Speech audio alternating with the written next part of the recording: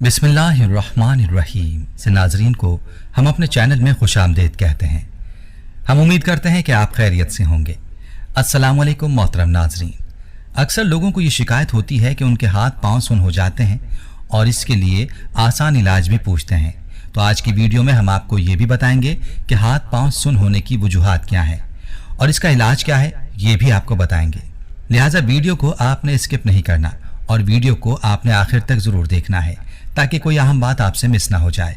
नाज़रीन, वीडियो में आगे बढ़ने से पहले कंफर्म कर लीजिए कि आपने हमारे चैनल को सब्सक्राइब किया हुआ है या नहीं।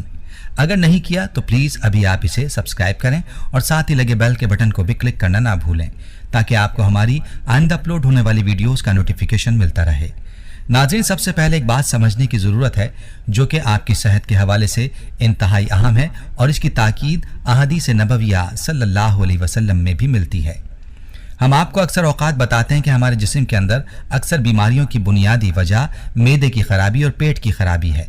जब हमारा मैदा खराब होता है तो फिर जिस्म में बहुत से मसाइल पैदा होते हैं, बहुत सी बीमारियां जिस्म में सर उठाने लगती हैं। इसीलिए चाहिए कि हमेशा कम खाना खाएं, पेट भर कर ना खाएं, क्योंकि मैदे और पेट की खराबी उसी वक्त होती है जब पेट को भर कर खाना खाया जाता है।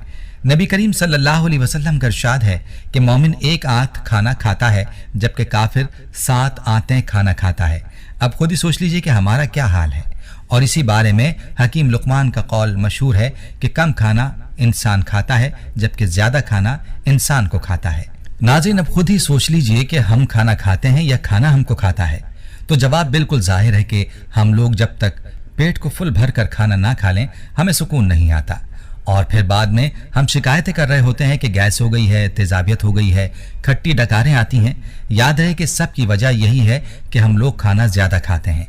नाज़रीन, अगर हम अपने प्यारे आका सल्लल्लाहु अलैहि वसल्लम की सीरत का मुताला करें तो मालूम होगा कि आप सल्लल्लाहु अलैहि वसल्लम ने अपनी ज़िंदगी में हमेशा एक वक्त में एक ही सालन तनावुल फरमाया है।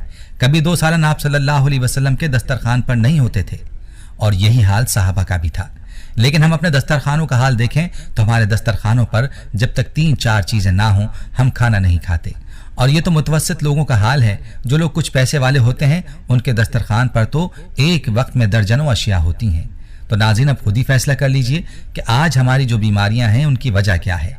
आपको बताते चलें कि सब्जियां वगैरह जो हम खाते हैं वो हमारे मैदे में 2 से 3 घंटे रहती हैं, दालें 4 घंटे तक हमारे मैदे में रहती हैं और गोश्त हमारे मैदे में 6 घंटे तक रहता है।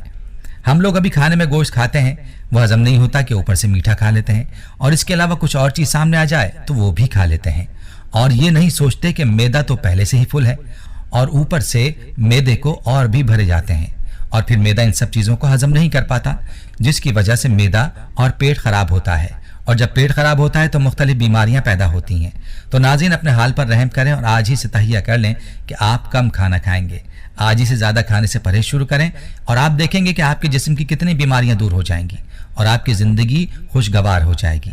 माहिरीन ये बताते हैं कि सुबह का खाना 60% होना चाहिए जबकि दोपहर का खाना 30% और रात का खाना 10% होना चाहिए। लेकिन हम लोग क्या करते हैं, हमारी रूटीन क्या है, हम सब जानते हैं। सुबह के वक्त या तो नाश्ता किया ही नहीं जाता या फिर 1-2 स्लाइस ब्रेड के ले लिए जाते हैं और दोपहर में और रात में खूब पेट भर के खाना खाया जाता है। आप बड़े बड़े होटल्स में चले जाएं, फूड पॉइंट्स पर चले जाएं तो आपको रात के वक्त जो रश मिलेगा वो सुबह के वक्त नहीं मिलेगा। तो अब खुद ही सोच लीजिए कि हम माहिरीन के तजर्बे के मुताबिक चलते हैं या इसके उलट। तो नाज़रीन, सबसे पहले तो आपको खाने की रूटीन को, अपने खाने की मिकदार को दुरुस्त करना है। आपके जिस्म से 80 से 90% बीमारियां दूर हो जाएंगी। इसके साथ वर्जिश करें और अपनी खुराक को मुतवाज़िन रखें तो बाकी की बीमारियां भी इंशाअल्लाह ख़त्म हो जाएंगी और आप 100% सेहतमंद हो जाएंगे। अपने मैदे और पेट को दुरुस्त और सेहतमंद रखने के लिए अदरक, पुदीना, लहसुन और अनार दाने की चटनी का इस्तेमाल करें। इन 4 चीज़ों की चटनी बनाकर रख लें और हर खाने के साथ 1 चम्मच के करीब चटनी इस्तेमाल कर लें। आपका मैदा कभी ख़राब नहीं होगा और जब मैदा ख़राब नहीं होगा तो आप बहुत सी बीमारियों से दूर रहेंगे।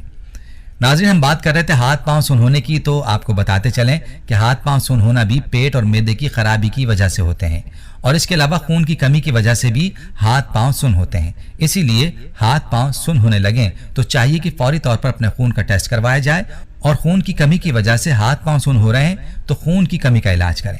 ایسی خوراکوں کا استعمال کریں جن سے خون کی کمی پوری ہوتی ہے، اور جب آپ کی خون کی کمی پوری ہو جائے گی تو آپ کے ہاتھ پاؤں سن نہیں ہوں گے۔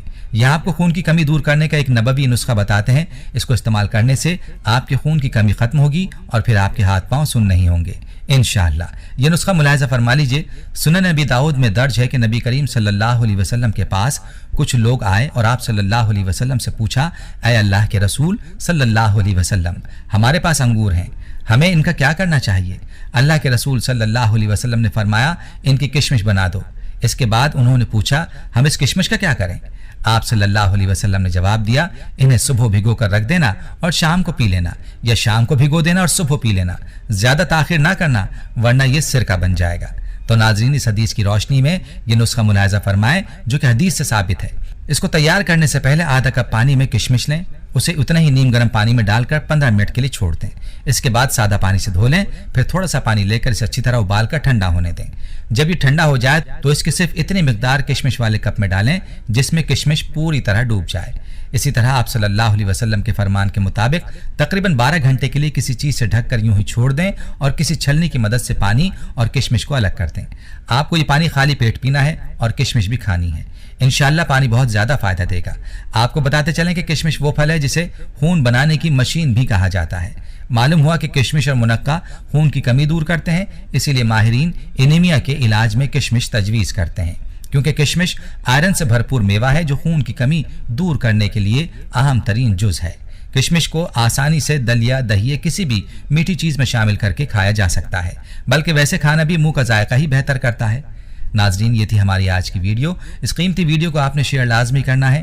ہم یہ امید کرتے ہیں کہ آپ کو ہماری آج کی یہ ویڈیو ضرور پسند آئی ہوگی۔ اگر آپ کو ہماری آج کی یہ ویڈیو پسند آئی ہے تو آپ سے گزارش کرتے ہیں کہ آپ ہمارے چینل ضرور سبسکرائب کر لیں اور ساتھ ہی لگے بیل کے بٹن کو بھی پریس کر لیں تاکہ آپ کے پاس ہماری آنے والی مزید معلوماتی ویڈیوز کا نوٹیفیکیشن بر وقت ملتا رہے۔ سبسکرائب کے ساتھ ساتھ ہماری ویڈیوز کو لائک بھی کریں اور اپنی قیمتی رائے کا اظہار کمنٹس میں ضرور کریں۔ ناظرین، ہمارے چینل کو اسی طرح سے دیکھتے رہیے۔ ہم پھر حاضر ہوں گے ایک نئے ٹاپک کے ساتھ۔ اللہ تعالیٰ آپ کا اور ہمارا حامی و ناصر ہو، آمین۔